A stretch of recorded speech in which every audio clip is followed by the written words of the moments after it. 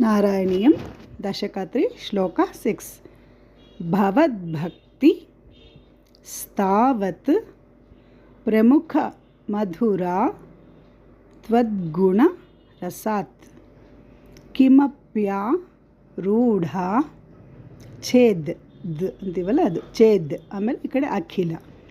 छेद अखिल परिताप प्रशमनी भवद्भक्तिस्तावत् प्रमुखमधुरा त्वद्गुणरसात् किमप्यारूढा चेत् अखिलपरितापप्रशमनी पुनश्चान्ते स्वान्ते विमल परिबोधोदय मिलन महानन्द द्वैतं दिशति किमतः प्रार्थ्यमपरम् पुनश्चान्ते स्वान्ते विमलपरिबोधोदयमिलन महानन्दाद्वैतं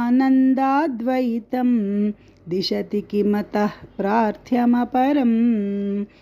भवद्भक्तिस्तावत् प्रमुखमधुरा त्वद्गुणरसात् किमप्यारूढा चेत् अखिलपरितापप्रशमनी पुनश्चान्ते स्वान्ते विमलपरिबोधोदयमिलन महानन्दाद्वैतं